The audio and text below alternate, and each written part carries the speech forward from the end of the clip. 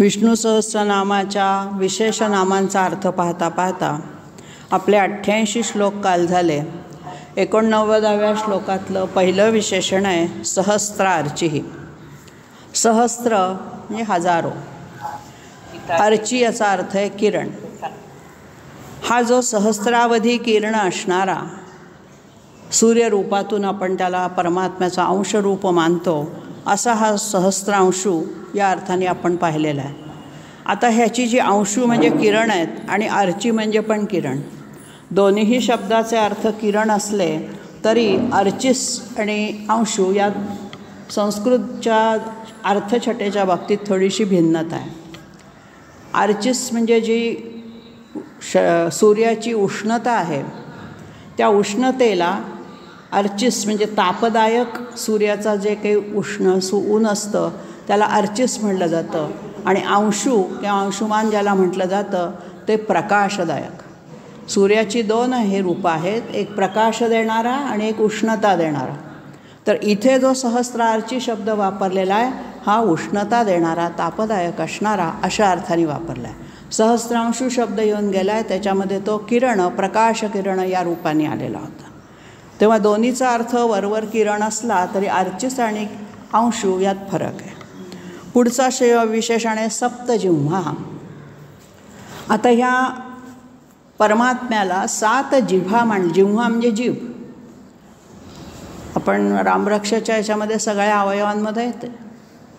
तर जिव्हा म्हणजे जीभ, ह्या जिभेचे 7 त्यांनी जिव्हा कशा मानल्या तर यज्ञाच्या स्वरूपामध्ये इथे उष्णतेच्या स्वरूपातलं भगवंताचं वर्णन करताना बरंचसं त्या ठिकाणी विशेषणं जी वापरली आहेत ती अग्निस्वरूपातली आहेत. सहस्रार्ची हे सुद्धा अग्निस्वरूपातलं होतं. तसं सप्तजिव्हा, आता ह्या ज्या 7 जिव्हा आहेत ह्या 7 म्हणजेच अग्नीच्या 7 जिव्हा आपण त्याला म्हणूया. आणि ते हे त्या जिव्हांचं जे स्वरूप आहे त्या अर्थाने त्याला काली, कराली, मनोजवा, लोहिता, धूम्रवर्णा, स्फुल्लिंगिनी, विश्वरुची अशी त्याची नावं यजुर्वेदामध्ये येतात. त्या आपल्याला लक्षात नाही राहिल्या तर अग्नीच्या 7 जिव्हांचं सविस्तर वर्णन जर वाचायचं असेल तर मुंडकोपनिषदामध्ये ते सविस्तर दिलेलं आहे. आणि म्हणून या सगळ्या प्रकारांनी तो काय करतो, आपण अर्पण केलेलं हवीर द्रव्य ग्रहण करतो. आणि म्हणून या सप्तरूपातल्या त्याच्या जिव्हा असलेला अग्नी हे ज्याचं स्वरूप आहे अशा अर्थाने त्याला सप्तजिव्हा म्हटलं आहे. पुढेही सप्तईधाही म्हटलेलं आहे. सप्त ईधा, ईधा म्हणजे काय, यज्ञातलं स्वरूप मी मगाशी म्हटलं तसं इथे सुरू झालेलं आहे. तर ह्याच्या हवनासाठी ईधस म्हणजे समिधा. कोणत्या समिधामध्ये ईधा शब्द आहे. हा जो समिधा आहेत या कोणत्या कोणत्या झाडांच्या वापरल्या जातात. सगळ्याच वृक्षांच्या मुळ्या किंवा खोडाचे तुकडे आणून वापरले जात नाहीत. तर विशिष्ट ज्या काल आपण 3 वनस्पती पण पाहिल्या त्यातल्याच उंबरं, वड आणि पिंपळ. तर ह्या 3 व्यतिरिक्त आणखीनही 4 आहेत ज्याला अर्कहा, पलाशहा, खदिरहा, अपामार्गोथ पिप्पलहा, औदुंबरश्रमिश्चैव समिधः सप्तकीर्तितः असा उपनिषदातला श्लोक आहे. रुई, पळस, खैर, पलाश म्हणजे पळस, अपामार्ग म्हणजे आघाडा जो आपण श्रावणातल्या शुक्रवारी वापरतो, पिंपळ, उंबर आणि शमी अशा या 7 वृक्षांच्या मुळ्या किंवा ज्याला आपण फांद्यांचे तुकडे वाळलेले अशा त्या समिधा आपण वापरतो. आणि याच 7 का तर याच्यामध्ये जे औषधी गुणधर्म आहेत त्याच्या ज्वलनानंतर जो वायू तयार होतो या समिधांच्या तो पर्यावरणाची शुद्धी करणारा असतो. आणि म्हणून यज्ञात भवती पर्जन्य हा जो गीतेतला उल्लेख आहे तर पाऊस पडण्यासाठी पर्यावरण शुद्ध असणं किती गरजेचं आहे हे आपण पाहतो. पर्जन्य सूक्त आळवावी लागत होती आणि म्हणून ऋग्वेदामध्ये पर्जन्य सूक्तही खूप दिलेली आहेत. तर अशा रीतीने हा सप्तजिव्हा पण आहे, सप्तईधा पण आहे. आता आध्यात्मिक दृष्टिकोनातून ह्याचं जर वर्णन करायचं झालं तर हा पंचप्राण, मन आणि बुद्धी या 7 समिधा आहेत.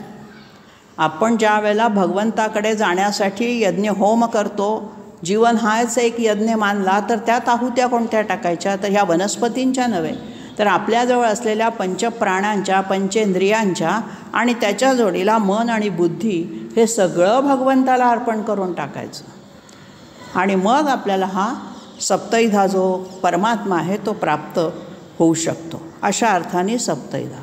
सप्त शब्दाची इथे आपल्या धर्मामध्ये सप्त शब्दाला फार महत्त्व आहे. तसं पाहिलं तर सगळेच आहेत. चतुर्मूर्ती चतुर्भावमध्ये आपण 4 पाहिलं. तर अशा अर्थाने सप्तैधा सप्तवाहना सप्तजिह्वा सप्तैधा सप्तवाहना एक त्रिसूत्री घेतलेली आहे. आता इथं सप्तवाहन असं म्हटलेलं आहे परमात्म्याला. आता ज्याची वाहनं 7 प्रकारची आहेत. पुन्हा सूर्याचा अंश आला.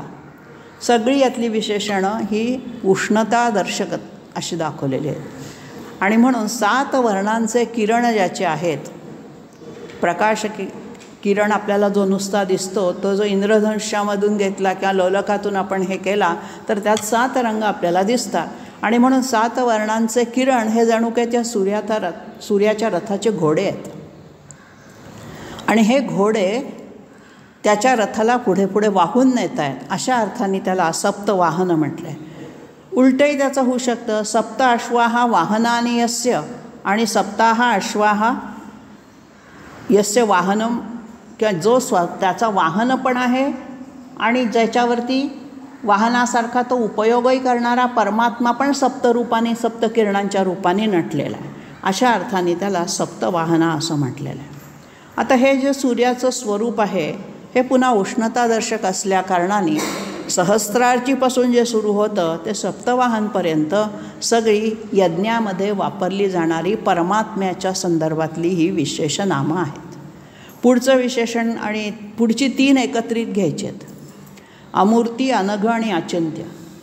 वरवर पाहिलं तर या तिन्हीचा अर्थ एकच आहे. जो अमूर्ती आहे तोच अनघ आहे. अमूर्ती म्हणजे न मूर्ती ही व्यक्त हा यस्य, ज्याची मूर्ती व्यक्त स्वरूपात नाही, जो अमूर्त अव्यक्त स्वरूपात आहे. परमात्मा आपल्या साध्या डोळ्यांना दिसत नाही म्हणून त्याला आपण अमूर्ती म्हणतो. आपण हे विशेषण येऊन गेलं आहे. अमूर्तींपर्यंत अनेक मूर्ती पण येतो.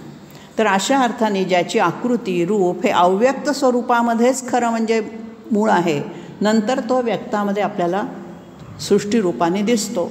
अशा अर्थाने न मूर्ती ही व्यक्त हा, ज्याची मूर्ती व्यक्त नाही तो अव्यक्त अमूर्ती.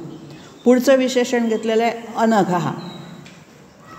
आता या अमूर्तीमध्ये आणखीन एक त्यांनी म्हटलेलं आहे की अमूर्त भाव परमात्म तत्वाचे हे आकाश, मन, बुद्धी, अहंकार, प्रकृती आणि तिचे सगळे गुण हे सगळे अमूर्त आहेत.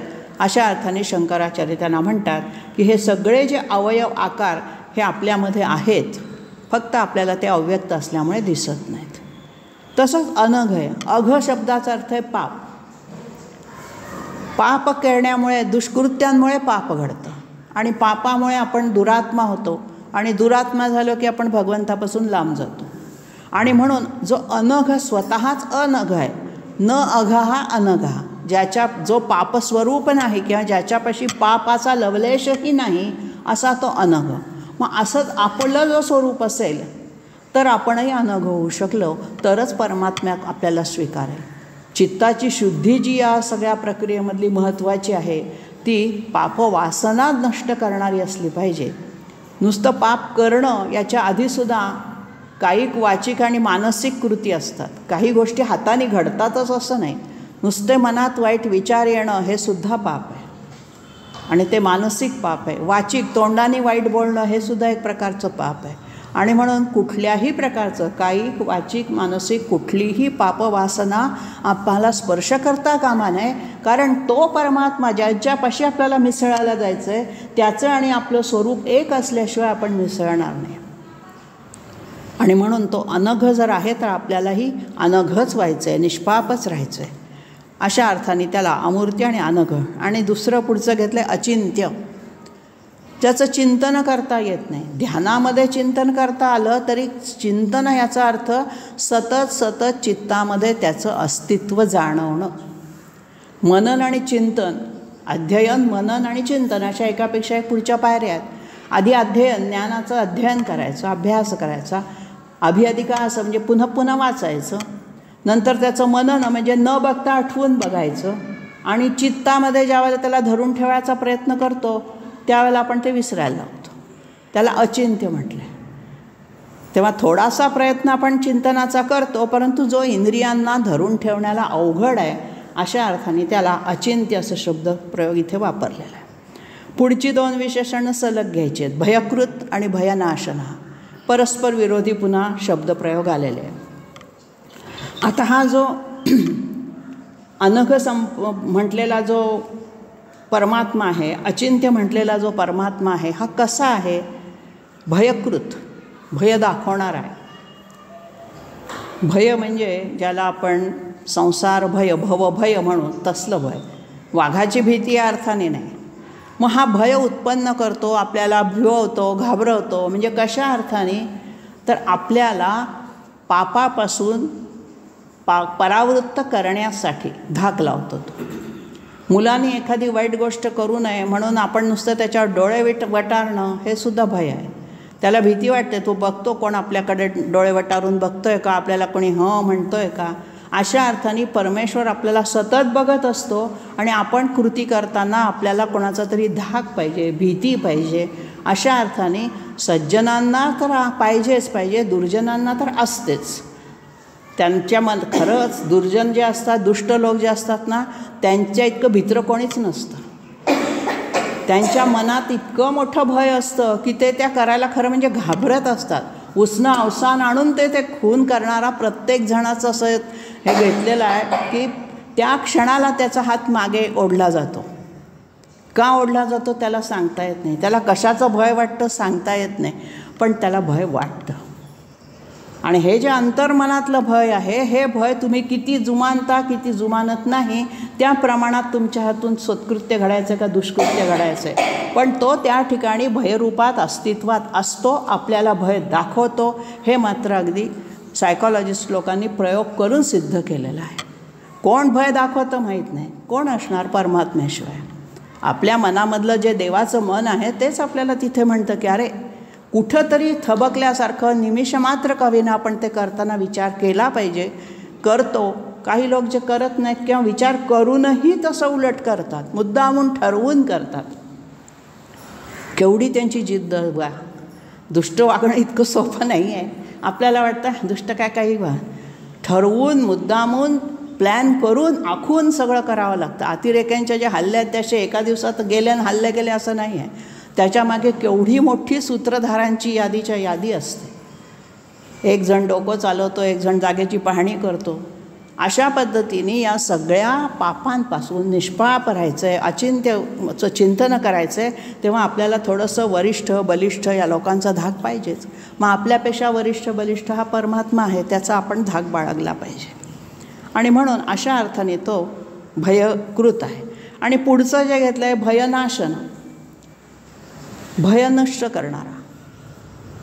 जे सतत संतांसारखे लोक आहेत, जे सतत परमात्म्याच्या चिंतनात असतात, त्यांना कुठलं भय राहणार आहे? त्यांना ना संसाराचं भय वाटत, ना कशाही वाईट कृती करायचीच नसल्यामुळे आपण म्हणतो ना, मन खाई त्याला खवखव आहे. जो खातच नाही त्याला काय खवखव येणार? अशा अर्थाने हा भयनाशन पण आहे. स्वामी समर्थांचं कायम आपण एक वाक्य म्हणतो, ते म्हणतात आपल्याला, भिवू नकोस मी तुझ्या पाठीशी. हे भयनाशन स्वरूप आहे. भयनाशक. आपण कशाला घाबरतो हे स्वामींना बरोबर माहीत आहे. आणि म्हणून ते म्हणतायत भिवू नकोस.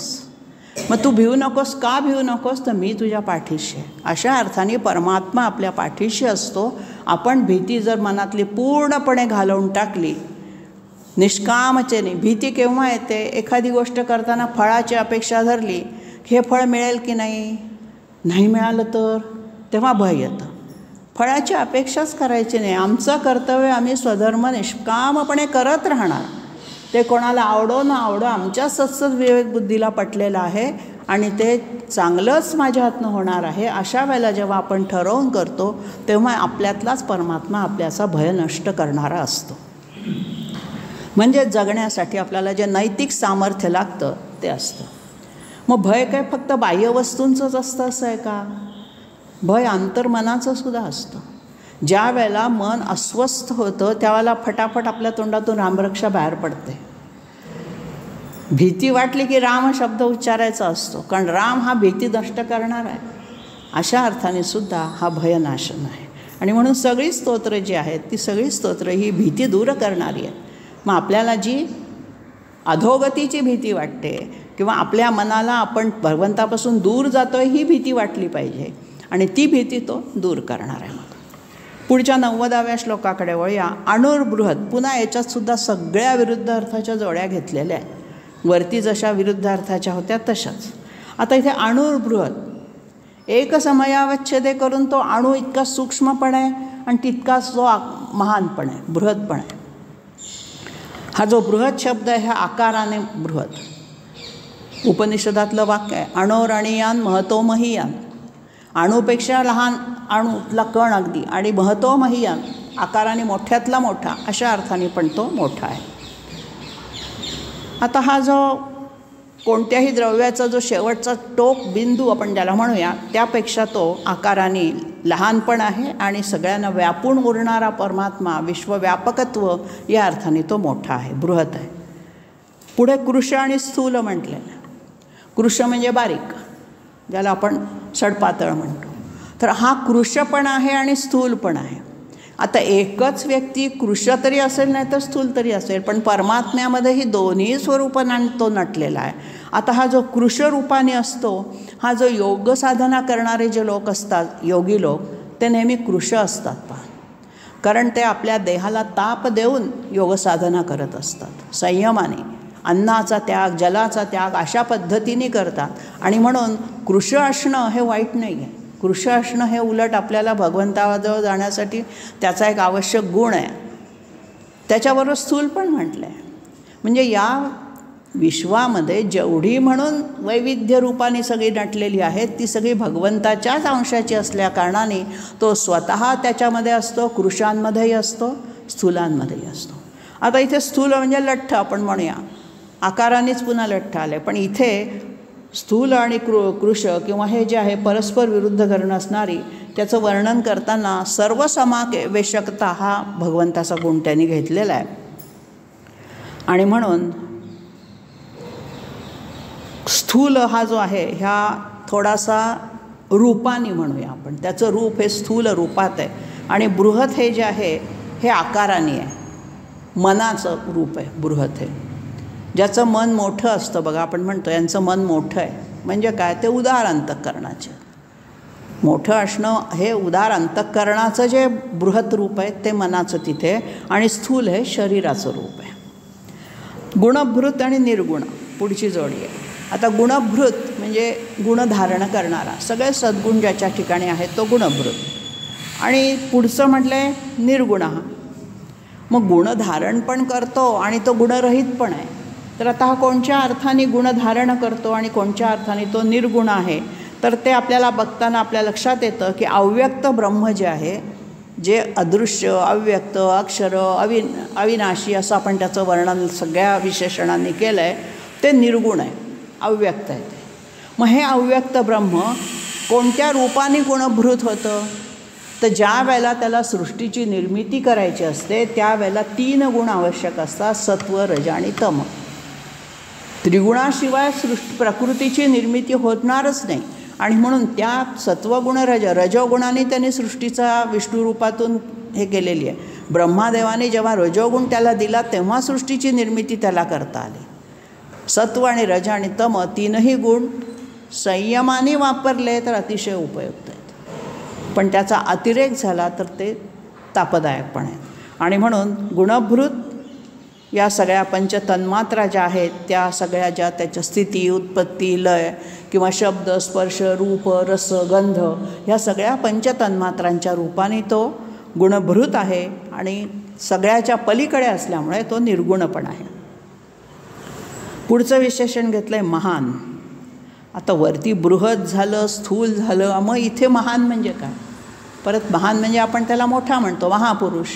मग इथे जे महान आलेलं आहे ते बुद्धीचं स्वरूप आहे. त्याच्या एकेका अंगाने मनाचं झालं कृश स्थूलमध्ये, स्थूल शरीराचं झालं, बृहतमध्ये मनाचं झालं. आता इथे जे महान म्हटलं हे बुद्धीचं आहे त्याचं. मग त्याची बुद्धी कशी आहे तर अतिशय महान आहे, ज्याला मोजताच येत नाही अशी अमेय आहे तो. आणि म्हणून असा हा बुद्धिस्वरूप असणारा सत्वगुणप्रधान जे तत्त्व पहिलं निर्माण झालं ते ओम तत्सत, याच्यातलं जे तत् आहे किंवा सत आहे ते महान तत्त्व आहे, या अर्थाने त्याला महान म्हटलेलं आहे. भगवंताचं रूप किंवा गुणवर्णन करता करता त्याचं पुढचं विशेषण घेतलं आहे अधृत आणि स्वधृत. आता तो अधृत म्हणजे काय, सगळ्या पृथ्वीला धारण ज्यांनी केलं नाही किंवा ज्याला कशाचाही आधार लागत नाही, स्वयंभू ज्याला आपण म्हणतो, त्याच्या अर्थाने तो अधृत आहे. म्हणजे काय तर एखादी गोष्ट धरून ठेवण्यासाठी आधार लागतो. पुस्तक ठेवण्यासाठी टेबलाचा आधार आहे, विश्व धरून ठेवण्यासाठी परमात्म्याचा आधार आहे, परंतु आधार दुसऱ्याला देतो, त्याला स्वतःला कशाचा आधार लागत नाही. पृथ्वी त्यांनी धरून ठेवली आहे, तो दुसऱ्याला आधार देतो, पण स्वतः अधृत आहे, त्याला कोणाच्याही आधाराची आवश्यकता नाही. स्वयंभू किंवा स्वतः स्वावलंबी असा तो आहे. आणि पुढचं आहे स्वधृत, पुन्हा तोच अर्थ आहे स्वतः स्वतःला धारण करणारा किंवा आपल्या स्वतःमध्ये मग्न असणारा. स्वधृतमध्ये स्वेन आत्मना धृता, स्वतःच्याच आत्म्याने धरून ठेवलं ज्यांनी स्वतःला असतो. तेव्हा अशा प्रकारे परमेश्वराची जी स्थिती आहे ती गीतेच्या 6व्या अध्यायामध्ये आल्या आहे. आत्मन्येव आत्मनितिष्ठा. तेव्हा आत्मन्येवावतिष्ठते असं तो चरण आहे तिथला. तर स्वतःमध्ये तो स्थिर रूपामध्ये धरून ठेवलेला आहे त्यांनी, आणि म्हणून अधृत आणि स्वधृत ही जोडी आली. पुढे आलं आहे स्वास्य. आस्य म्हणजे मुख, सुआस्य हा ज्याचं मुख सुंदर आहे, सुरेख आहे. आस्य म्हणजे मुख, तोंड, वदन. तर याचं काम काय आहे, वाणी आणि खाणं आपण ज्याला म्हणतो, बोलणं आणि खाणं. तर ज्याचं मुख सुंदर आहे असा हा जो का बरं त्याला म्हटलेलं आहे सुंदर मुख असलेला, कारण त्यांनी या मुखामधून वेदवाणी बाहेर काढली. वेदांचं जे स्वरूप आहे हे भगवंताच्या मुखातून पहिल्यांदा निघालं, निश्वासातूनच खरं म्हणजे निघालं आहे, त्याला मुख उघडायची गरज नव्हती, पण नंतर त्या ऋचांना गेयता आणताना त्यांनी मुख उघडलं असा तिथे उल्लेख आहे. आणि म्हणून हा जो ज्याच्या मुखातून वेदशास्त्र सगळी बाहेर पडली अशा अर्थाने तो सुमुख आहे. आणि पुढे म्हटलेलं स्वास्य आहे, आणि पुढे म्हटलेलं आहे प्रागवंश आणि वंशवर्धन. पुणे दुना वेगळा आहे. प्रागवंश ज्याचा वंश कधीही मागे पडत नाही, प्राग म्हणजे पुढे जाणार. थोडीशी अवघड विशेषण आहेत या श्लोकातली सगळीच, पण वंश सातत्य राखणारा किंवा भगवंताचा जो वंश म्हणजे कोण, हा सगळा सृष्टीचा पसारा, कारण त्यांनी हा जन्माला घातला आहे. आणि मग त्या वंशाचा मूळ पुरुष म्हणजे हा परमात्मा. त्या मूळ पुरुषापासून हे सगळं जगाचं निर्मिती झाली. आणि मग असा हा त्याचा जो मूळ वंश आहे हा पुढे पुढे सरकणारा, विस्तार पावणारा, म्हणून त्याला प्रागवंश म्हटलं आहे. आणि पुढे म्हटलं आहे वंशवर्धन. नुसताच पुढे पुढे जात नाही आहे, तर तो वर्धन म्हणजे वाढतो पण आहे.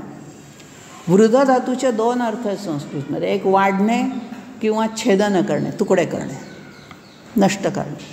अशा अर्थाने पण जर वंशवर्धन घेतला तर हा प्रपंच वाढवतो पण आहे आणि प्रपंचाचं छेदन पण करतो. ज्यांना या प्रापंचिक ह्याच्यातून बाहेर पडायचं आहे त्यांच्यासाठी तो प्रपंच छेदन करून मदत करतो, आणि ज्यांना ह्या प्रपंचाची वृद्धी करायची आहे, वंशवृद्धी करायची आहे, त्यांनाही तो मदत करतो. अशा अर्थाने त्याला प्रागवंश आणि वंशवर्धन असं म्हटलेलं आहे. आता हा सृष्टीची जणू काही एक वंशवेल आपण मानली तर 84 लक्ष योनी ज्या आपण मानतो त्या सगळ्या 84 लक्ष योनी म्हणजे याचा हा वंशवेलाचा विस्तार आहे. भगवंताचा हा वेल विस्तार 84 लक्ष योनी इतका पसरलेला, आणि तो त्याला आणखीनही वाढवतो आहे, त्याचं पालनपोषण करतो आहे, त्याचं रक्षण करतो आहे आणि त्याची वृद्धी करतो आहे. अशा अर्थाने या श्लोकामध्ये आपण त्याचे काही ज्याला थोडीशी अवघड अशी विशेषणं पाहिली. 91 या श्लोकाकडे वळूया. भारभृत. आता हा भारभृत म्हणजे काय, धारण करणारा, भार वाहून नेणारा. आपण पाहिलं शेषाच्या रूपाने त्याने पृथ्वीचा भार तोललेला आहे. धरणीधर महीधर त्याला आपण म्हणतोच. मग असा हा भारभृत, भृत म्हणजे धारण करून पुढे पुढे नेणार. आता हा जो सगळ्यांचं कल्याण करण्याचं दायित्व ज्यांनी घेतलेलं आहे, सगळ्यांचं सांभाळ करण्याची जबाबदारी त्यांनी उचललेली आहे, अशा अर्थाने तो भारभृत आहे, भार वाहणारा आहे. आणि या भारभूत परमात्म्याचा भार मात्र स्वतःचा त्याचा तोल तो सांभाळतो आहे. त्याला सांभाळणारा कोणी नाही, आपल्याला सांभाळणारा भगवंत आहे. पुढचं विशेषण घेतलं आहे कथितः.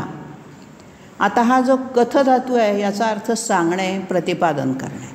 आता हा काय सांगतो आहे तर वेदशास्त्र वगैरे सगळी जी वेद प्रतिपाद्य जी उपदेशाच्या ऋचा आहेत किंवा वाणी आहे किंवा जी उपदेशाची सूत्र आहेत ती सगळी तो त्यामधून सांगतो आहे. मग हा कोणाला सांगतो आहे तर जीवात्म्याला सांगतो आहे. म्हणजे हा कथित म्हणजे सांगितला गेलेला आहे, ज्याचं वर्णन वेदशास्त्र पुराणांमधून केलेलं आहे. भागवत पुराणात श्रीकृष्णाचं वर्णन करता करता व्यासमुनी इतके रंगून गेले की त्यांना भागवत किती विस्तार पावतो याचं भानच राहिलं नाही असं वर्णन आहे.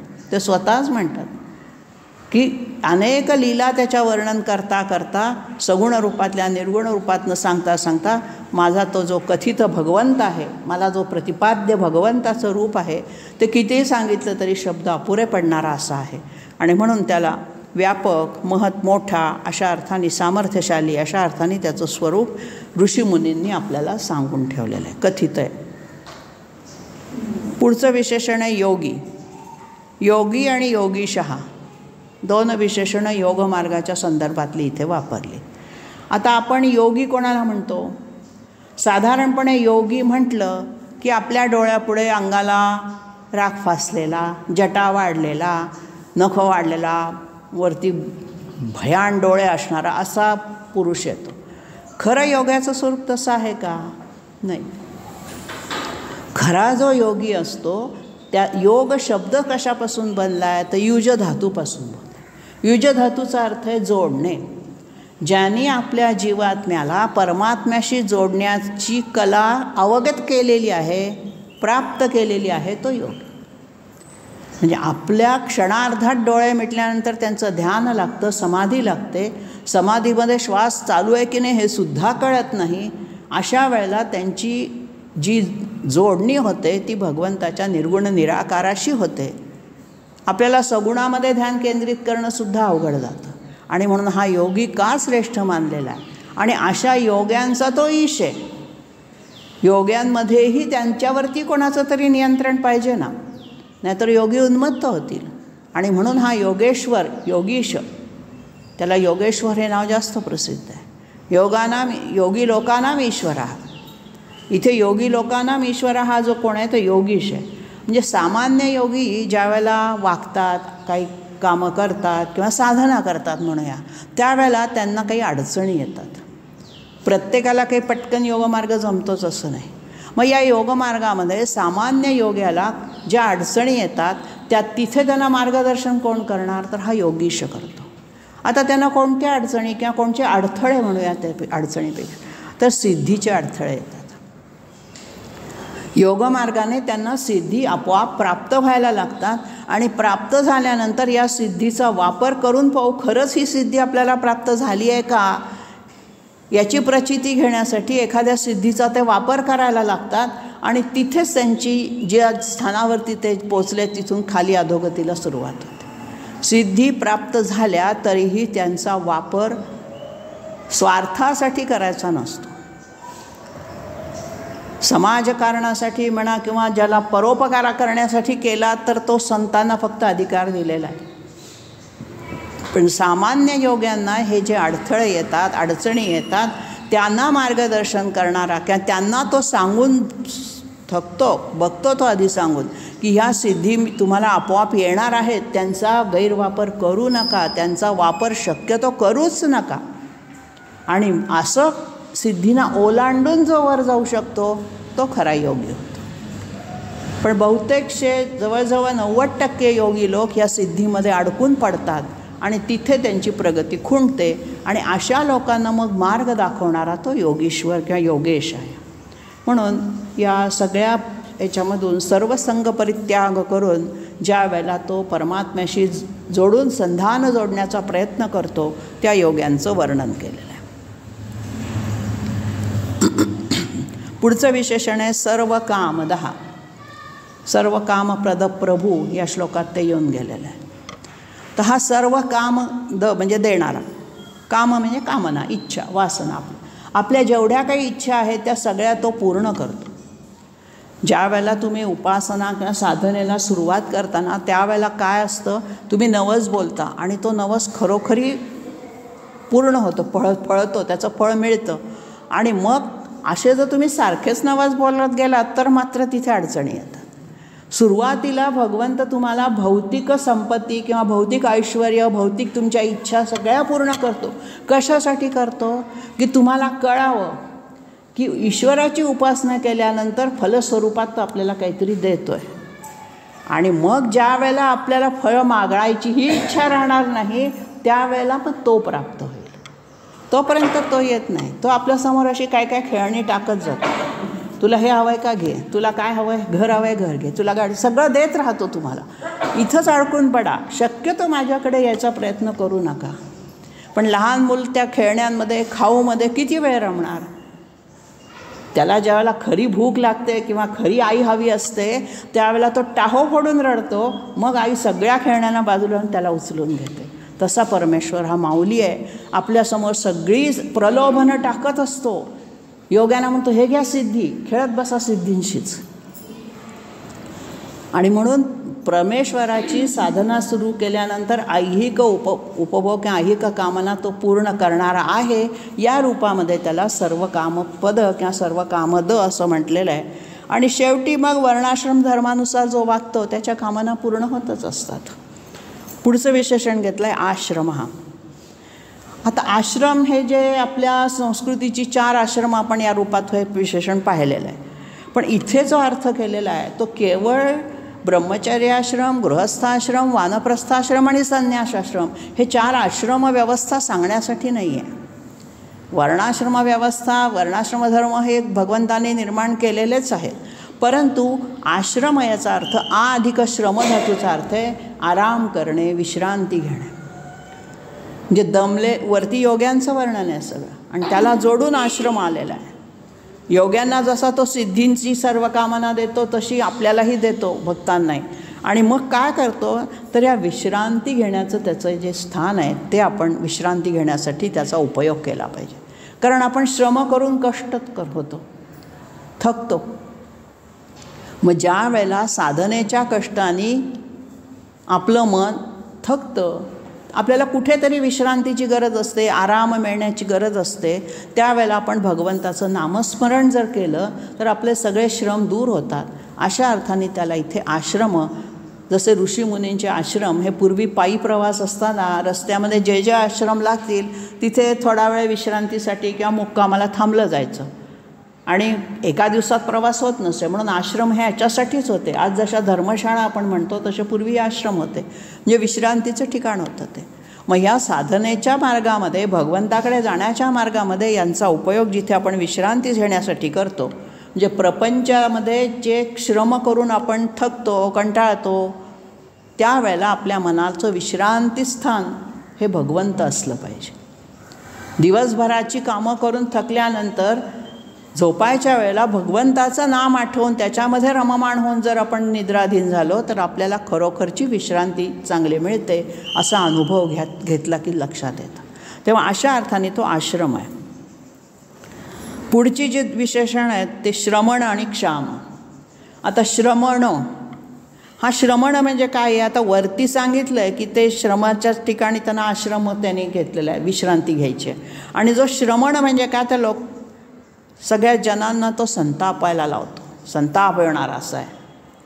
श्रम करायला लावतो, कंटाळाला तरी करावंच लागतात सगळ्या गोष्टी.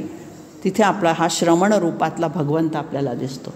आणखीन ह्या श्रमणामध्ये काय आहे, आयुष्यभर जो श्रम करतो, परिश्रमांना कंटाळत नाही, त्यांना जो ज्ञान देणारा जो असतो तो श्रमण आणि क्षाममध्ये सांगितलेला आहे.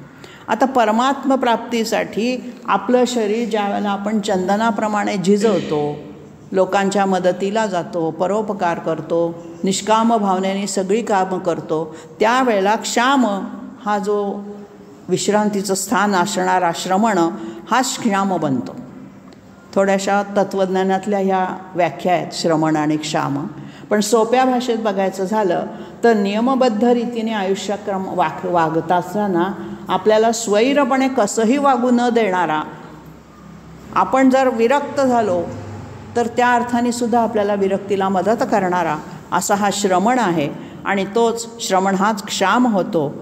म्हणजेच काय तर मुमुक्षू हा श्रमणशील असतो आणि नंतर तो क्षाम होतो. मुमुक्षू म्हणजे मोक्षाची इच्छा करणारा. ज्याला मोक्षाची इच्छा आहे तो खूप कष्ट करतो, खूप साधना करतो, खूप व्रतवैकल्य उपवास तपास करतो आणि मग असा हा श्रमण झालेला थकलेला जो असतो त्याला ज्यावेळेला विद्या प्राप्त होते, कारण एकदम परमात्मा प्राप्त होत नाही, आधी ज्ञानस्वरूपात तो दर्शन देतो. ज्ञानप्राप्ती, आत्मज्ञानप्राप्ती त्याला होते आणि मग हे आत्मज्ञान मिळाल्यानंतर त्याचं चित्त शांत होतं, क्षाम होतं. अशा अर्थाने क्षाम आणि श्रमण हे दोन परस्पर विरोधी, परंतु या ठिकाणी परिश्रमांना जो कंटाळत नाही, श्रम करणारे जे वैदिक तपस्वी आहेत त्यांना श्रमण असा शब्द वेदात वापरलेला आहे. कारण वेदाचा अभ्यास करणं म्हणजे न कंटाळता दररोज तेवढे सगळे मुखोद्गत करणं हे सोपं काम नव्हतं. कारण वेद हे लिखित स्वरूपात त्या काळात नव्हतेच. मौखिक स्वरूपाने मुखोद्गत करत करत पुढे जायचं.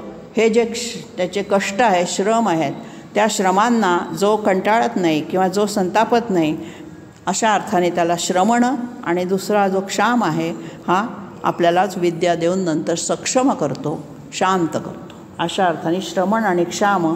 शेवटचं त्याच्यामधली विशेषणाची जोडी आहे सुपर्ण आणि वायुवाहन.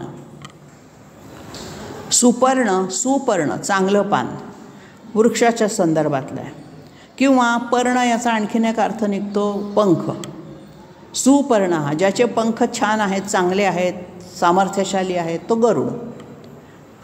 पुढचं जे वायुवाहन आहे त्याला जोडून सुपर्ण आलं आहे म्हणून इथे पंख अर्थ घ्यायचा. पर्ण अर्थ घेतला तर पान हा घ्यायचा नाही आहे. वृक्षाच्या संदर्भात आला तर तो पर्ण घ्यायचा.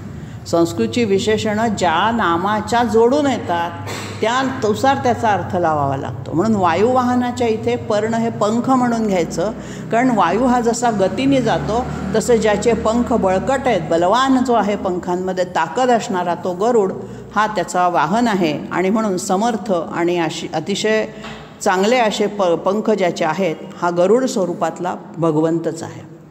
आणखीन एक अर्थ काढलेला आहे शंकराचार्यांनी की वेदांच्या ऋचा लिहिताना ज्या छंदांमध्ये ते वापरलेले आहेत, ते जे छंद आहेत त्या छंदांना त्यांनी सुपर्ण असा शब्द वापरलेला आहे. गीतेमध्ये पण आलं आहे छंदांसी यस्य पर्णानी यस्तम वेद सवेदवित. तर छंदांसी यस्य पर्णानी म्हणजे ज्याची पंख म्हणा, पान म्हणा, म्हणजे वेदातल्या ऋचा हेच आहे.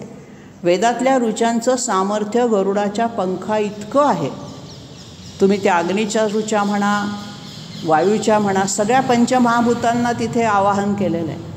सगळी पंचमहाभूतं म्हणजे जणू काही परमेश्वर स्वरूप मानलेली आहेत आणि त्यांनी शांत राहावं, उद्रेक त्यांचा होऊ देऊ नये म्हणून होम हवन केलं सुरू. नंतर आधी ऋग्वेदामध्ये नुसती स्तुती आहे, मग यजुर्वेदामध्ये होम हवन आलेलं आहे, मग सामवेदामध्ये त्याच ऋचांचं गायन आलेलं आहे. अशा अर्थाने हा जो छंद आहे याला पण पर्ण म्हटलं आहे. आणि म्हणून छंदांसी यस्य पर्णानी अशा अर्थाने ज्याचे छंद अतिशय छान आहेत, सु आहेत, असा हा वेद परमात्मा, वेदरूपातला वेदात्मा हा सुद्धा आपलं कल्याण करणारा आहे. कल्याण करावं त्यांनी म्हणून त्याची स्तुती आहे. पुढचं वायुवाहन विशेषण मागच्या 36व्या श्लोकात आपण पाहिलं होतं. वायूला वाहून नेणारा म्हणजे जो वायूला वाहून नेतो किंवा वायू ज्याला वाहून नेतो, दोन्ही अर्थाने. वायू वाहना यस्य किंवा वायू वहती, जो वायूलाच वाहून नेतो पुढे. आता वायुरूपातून त्याचं गतित्व आपण अनेक ठिकाणी विशेषणात पाहिलं की हा गतिमान आहे. मग कोणत्या स्वरूपात आहे? पायाने नाही गतिमान तो, तर तो वायुरूपातून, चंचलत्वातून तो गतिमान आहे. तर हे वायुरूप जे आहे त्याचं हे सगळ्या असमंताला व्यापून उरणारं आहे. अशा अर्थाने ज्याच्या आदेशानेच हा वायू वाहतो. वायू हे पंचमहाभूतातलं एक तत्त्व असल्यामुळे त्याच्यावरती अंकुश परमात्म्याचा आहेच. आणि म्हणून सगळ्या रूपांमधून ज्या वेळेला परमात्म्याचं दर्शन होतं किंवा परमात्म्याचं शोधन होतं, मग दर्शन होतं. आधी शोधला जातो, मग तो दर्शन देतो. अशा अर्थाने विष्णू स्वरूपातल्या या सहस्रनामामध्ये परमात्म्याचीच वेगवेगळ्या शब्दात, वेगवेगळ्या छटांनी, वेगवेगळ्या अर्थाच्या शब्दांनी अशी त्याची वर्णनं आलेली आहेत. पुढचा श्लोक घेऊया. धनुर्धरा. हा जो धनुष्य धारण करणारा आहे, तिथे गीतेच्या विभूती योगामध्ये म्हटलं आहे रामशस्त्रभृतामह. शस्त्र धारण करणाऱ्यांमधली विभूती म्हणजे राम. धनुष्य म्हटलं कीच आपल्या डोळ्यासमोर आधी रामाची मूर्ती येते, कृष्णाची नाही येत. आणि म्हणून धर्मरक्षणार्थ ज्यांनी धनुष्य धारण केली आहेत, मग ते परशुराम आहेत, श्रीराम आहेत, या सगळ्यांच्या रूपादी त्यांनी धनुष्य धारण केलेलं आहे. पण हे कशासाठी धारण केलं आहे तर धर्माच्या रक्षणासाठी, सज्जनांच्या रक्षणासाठी. परित्राणाय साधूनां विनाशाय च दुष्कृतां, म्हणून तो धनुष्य देतो आहे. आता ह्या धनुष्य चालवण्याची जी विद्या आहे त्याला पुढच्या विशेषणात म्हटलं आहे धनुर्वेद. युद्धकलेमधला हा धनुर्वेद हे का एक भाग आहे. तसा तो यजुर्वेदाचा उपवेद म्हणून प्रसिद्ध आहे. धनुर्वेद हा यजुर्वेदामध्ये सगळं सांगता सांगता पुढे धनुर्वेदाचं अभ्यास सांगितलेला आहे. वसिष्ठांच्या आश्रमात राहून रामाने जसा धनुर्वेद शिकला, सांदीपनींच्या आश्रमात राहून म्हणजे भगवंतानी मनुष्य देह धारण केल्यानंतर मनुष्याला जे जे करणं अपेक्षित आहे ते सगळे करून आपल्या डोळ्यासमोर आदर्श ठेवलेले आहेत. की गुरु आता रामाला आणि कृष्णाला काही येत नसणार का धनुष्य चालवणं, युद्ध करणं? पण नाही, मनुष्यासारखं सगळं करायचं आहे. आपण आदर्श वागलं तर आपला आदर्श बाकीची जनता समोर ठेवणार आहे. या अर्थाने त्यांनी गुरुगृही राहून, सांदीपनी आश्रमात राहून, वसिष्ठांच्या जवळ राहून त्यांनी ही धनुर्विद्या शिकलेली आहे. त्या धनुर्विद्येचा जो वेद किंवा ज्याची माहिती, वेद शब्दाचाच अर्थ आहे ज्ञान, ते धनुर्वेदाचं ज्ञान ह्या ज्यांनी घेतलेलं आहे किंवा स्वतः धनुर्वेद म्हणजेच त्याचं स्वरूप आहे. युद्धशास्त्र ज्यामध्ये आहे ते सगळं या ठिकाणी धनुर्वेद शब्दामध्ये येतं. धनुः विद्या, धनुर्विद्या म्हणजे धनुची विद्या. पुढचा शब्द घेतला आहे, पुढचे 3 जे शब्द आहेत दंड, दमयिता, दम, हे एक सूत्र आहे. दंडो दमयिता दमहामध्ये हा दंड करणारा आहे. स्वतः दंडरूप जे आहे, म्हणजे एखाद्याने जर काही चूक केली वाहन चालवताना तर त्याला दंड होतो. तर हा दंड मग पैशाच्या स्वरूपातला आहे. तो दंड जो रूप आहे त्याचं, कधी शिक्षा ही वेगळ्या रूपात होते, काही वेळेला दंड पैशाच्या रूपात होतो. तर ह्या सगळ्याचं स्वरूप तो स्वतःच आहे. दमयिता पण तोच आहे. दंड देणारा, दंडाधिकारी आपण त्याला जे म्हणतो, तो पण तोच आहे. आणि दम म्हणजे त्या सगळ्यांचं नियंत्रण करणारा तो पण तोच आहे. अशा अर्थाने दंडो दमयिता दमहा. आता हा विभूती योगामध्ये परत म्हटलं आहे दंडो दमयितामस्मी, दमयताम अहम दंडः अस्मी. जे दमन करणारे, लोकांवरती नियंत्रण ठेवणारे जे लोक असतात त्यांच्यामध्ये जो दंड आहे तो मीच आहे. अशा अर्थाने त्याला दंडो दमयिता दमहा म्हटलेलं आहे. आता परमात्म्याचे जे काही अवतार होऊन गेले त्यात राजा अवतार रामाचा आहे किंवा आणखीन अनेक ऋषीमुनींचा अवतार आहे. सगळ्या याच्यामध्ये त्यांनी काय केलं? इंद्रिय दमन केलं आहे. दमन काही किंवा दंड काही फक्त शरीरालाच दिला पाहिजे असं नाही, मनालाही काही शिक्षा असतात.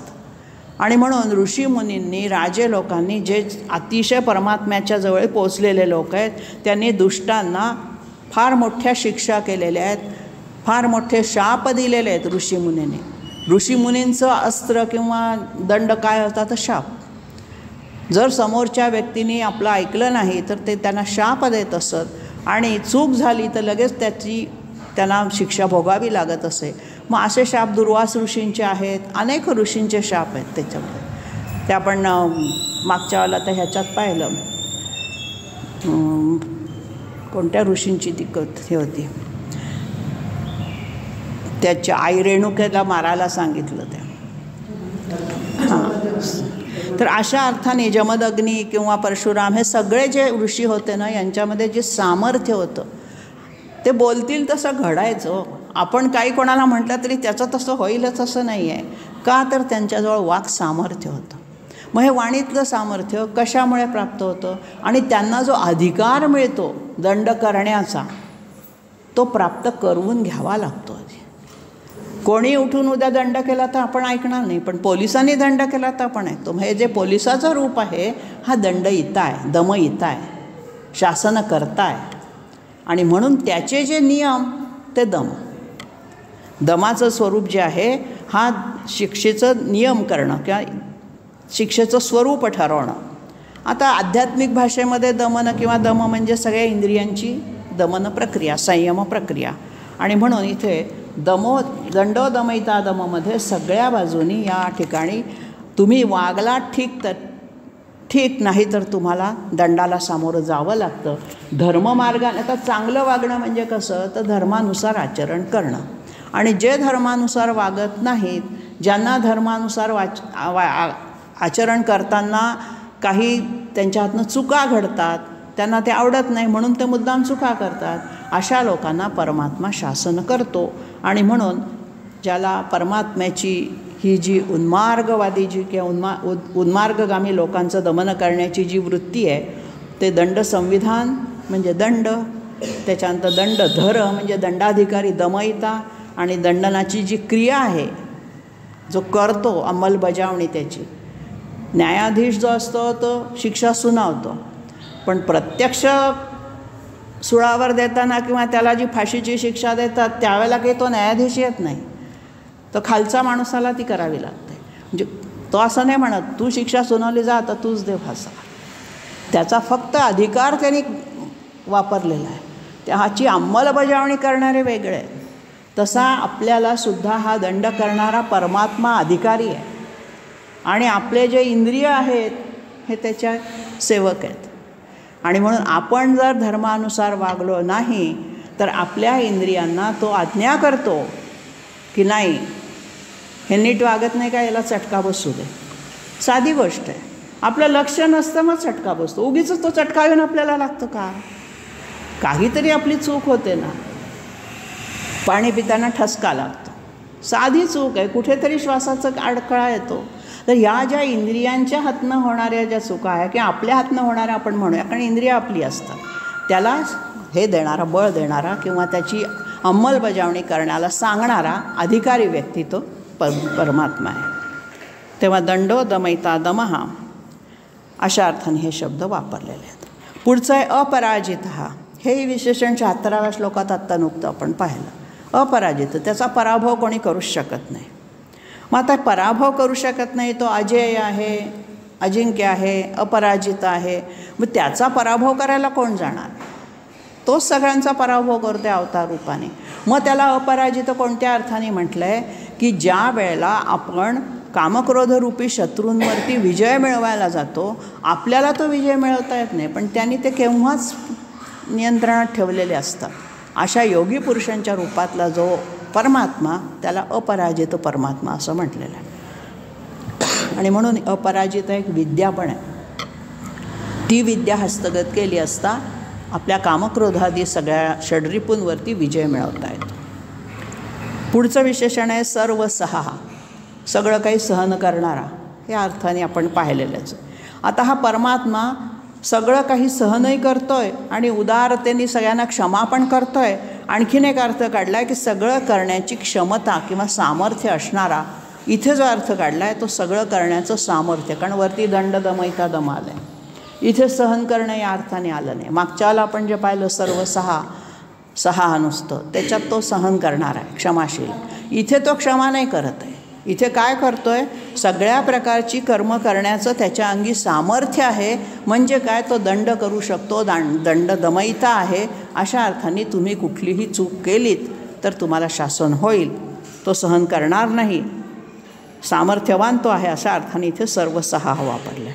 पुढे परत नियंता आलेलं आहे, नियंत्रण करणारा. समाज व्यवस्था, त्यांनी जे आश्रमव्यवस्था, वर्णाश्रम धर्म सांगितलेले आहेत त्या अर्थाने तो नियंता आहे. नियंता, नियम आणि यम, पुन्हा त्रिसूत्री आलेली. कोणत्या अर्थाने नियंता आहे, तर आपल्यावरती त्याचं नियंत्रण आहे, आपल्या धर्माचं नियंत्रण आहे आपल्यावरती. आणि तो वृषरूपात धर्मरूपात परमात्मा आहेच.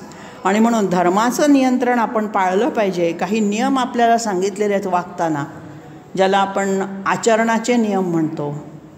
त्याच्यामध्ये एकनिष्ठता आहे, पातिव्रत्य आहे, असे जे काही नियम आहेत आचरणाचे ते सगळे पाळणारा किंवा त्याची बंधनं घालणारा तो नियंता. आणि नियम कोणचे, तर योगशास्त्रामध्ये जे शौच, अपरिग्रह, संतोष, तप, स्वाध्याय हे जे ईश्वर प्रणिधान हे 6 नियम आलेले आहेत.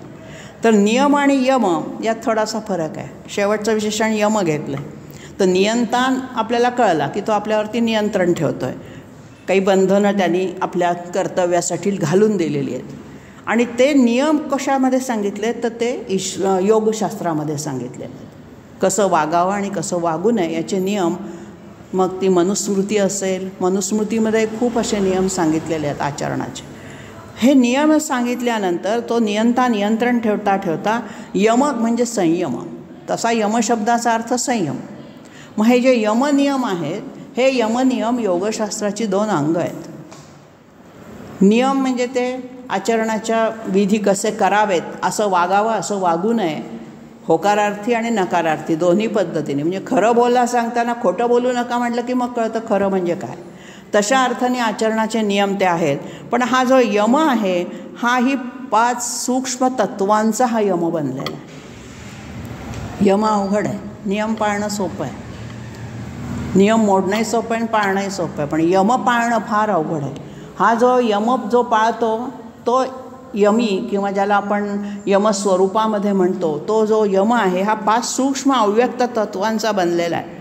संयम रूप किंवा ज्याला परमात्म्याचं यमनियमांचं पालन करणारा, अशा अर्थाने यतचित्तात्मा म्हणून गीतेमध्ये ज्याचं वर्णन केलेलं आहे. स्थितप्रज्ञाची लक्षणं सांगताना यतचित्तात्मा म्हटलेलं आहे. तर हा जो यतचित्तात्मा म्हणजे ज्यांनी हे यम पाळवून चित्तावरती नियंत्रण मिळवलेलं आहे. तर मग हे जे नियंत जे आहे हा कोणते यम सांगितलेले आहेत तर अहिंसा, सत्य, अस्तेय, ब्रह्मचर्य आणि अपरिग्रह हे यम सांगितलेले आहेत. वरती जसं शौच, संतोष, तपस्वाध्याय हे नियम सांगितले तसे योगशास्त्रामध्ये हे 5 सूक्ष्म तत्व वर्णन केलेली आहेत. अहिंसा ठीक आहे आपण मानू शकतो, पण अहिंसा केवळ हाताने कृतीने करायची नव्हे, मनाने सुद्धा अहिंसा पाळता आली पाहिजे. सत्य म्हणजे सत्यच. अस्तेय म्हणजे चोरी न करणं. आता चोरी म्हणजे काही प्रत्यक्ष कोणाच्या घरात जाऊन चोरी करणं असा अर्थ नाही आहे. कोणाचंही वाङ्मय चौर्य आपण वाचतो, कुठली तरी जुन्या कविता काढायची, त्याच्यातले शब्द बदलायचे आणि आपली कविता म्हणून चौर्य, ते अस्तेयच झालं.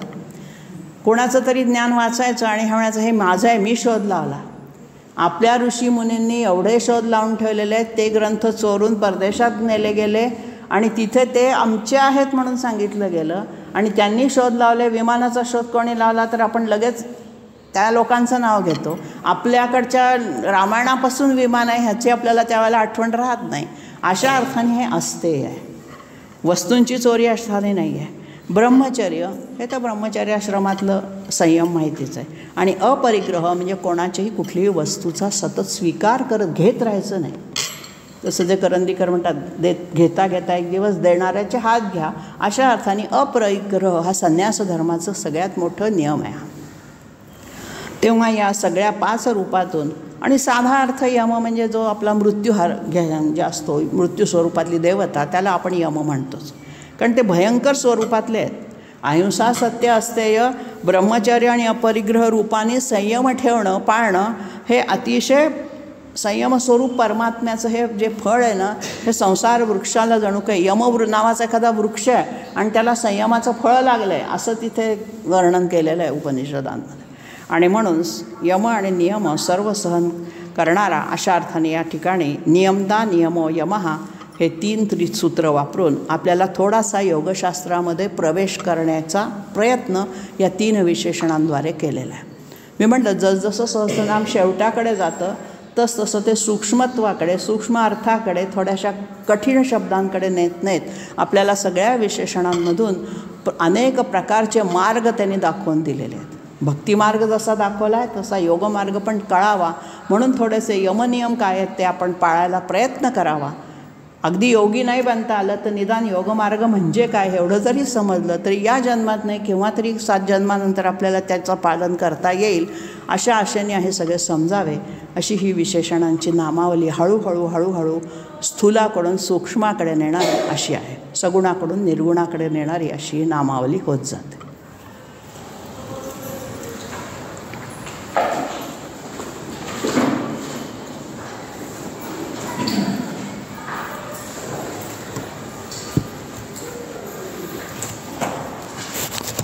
म्हणा पसाय आता